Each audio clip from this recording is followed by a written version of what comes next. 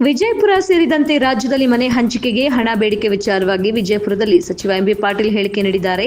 ಎಲ್ಲಿ ಭ್ರಷ್ಟಾಚಾರ ಆಗಿದೆ, ಸತ್ಯಾಸತ್ಯತೆ ಅರಿತುಕೊಂಡು ಮುಂದೆ ಕ್ರಮ ತೆಗೆದುಕೊಳ್ಳಬೇಕು. ಗ್ರಾಮ ಪಂಚಾಯಿತಿ ಸದಸ್ಯರೊಬ್ಬರು ತಗೊಂಡ್ರೆ ಎಲ್ಲರಿಗೂ ಹೇಗೆ ಸಂಬಂಧ ಪಡುತ್ತೆ? ಗ್ರಾಮ ಪಂಚಾಯಿತಿ ಸದಸ್ಯರೊಬ್ಬರು ಹಣ ಕೇಳಿದ್ರೆ ವಸತಿ ಇಲಾಖೆಗೆ ಕನೆಕ್ಷನ್ ಮಾಡೋಕೆ ಆಗೋದಿಲ್ಲ. ಎಲ್ಲಿ ಭ್ರಷ್ಟಾಚಾರ ಆಗಿದೆಯೋ ಅಲ್ಲಿ ಡಿಸಿ, ಸಿಒ ತನಿಖೆ ಮಾಡಿ ಆ ಮನೆ ರದ್ದು ಮಾಡ್ತಾರೆ. ಆಳಂದ ಶಾಸಕ ಬಿಆರ್ ಪಾಟೀಲ್ ಮನೆ ಹಂಚಿಕೆಯಲ್ಲಿ ಭ್ರಷ್ಟಾಚಾರ ಆರೋಪ ವಿಚಾರವಾಗಿ ಬಿಆರ್ ಪಾಟೀಲ್ ಡೈರೆಕ್ಟರ್ ಅಲ್ಲ, ಅವರ ಪಿಎ ಏನೋ ಹೇಳಿದ್ದಕ್ಕೆ ಆಗಿತ್ತು. ಸಚಿವ ಜಮೀರ್ ಅಹಮದ್ ಸ್ಪಷ್ಟಪಡಿಸಿದ್ದಾರೆ.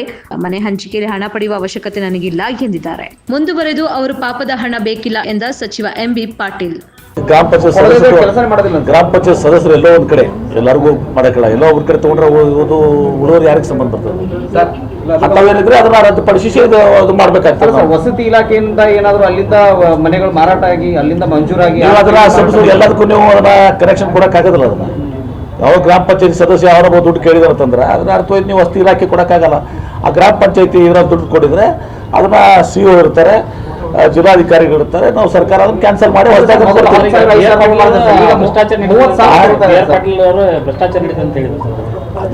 ಯಾರೋ ಬಿಆರ್ ಪಾಟೀಲ್ ಡೈರೆಕ್ಟ್ ಆಗಿಲ್ಲ, ಯಾರೋ ಒಬ್ರು ಪಿ ಎ ಹೇಳಿದ್ದಕ್ಕೆ ಅವ್ರಿಗೆ ಏನೋ ಇದೇ ರೀತಿ ಯಾವುದೋ ಗ್ರಾಮ ಪಂಚಾಯತಿ ಸದಸ್ಯರಿಗೆಲ್ಲ ಹೇಳುವಂಥದ್ದು ಅಂಥದ್ದು ಯಾವುದೂ ಕೂಡ ಇಲ್ಲ.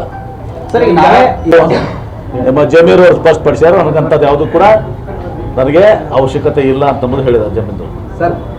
ಆ ಮನೆಗಳಲ್ಲಿ ಹಣ ತಗೊಳ್ಳುವಂಥ ಪರಿಸ್ಥಿತಿ ನನಗೆ ಬಂದಿಲ್ಲ ಅಂತ ಹೇಳಿದರು.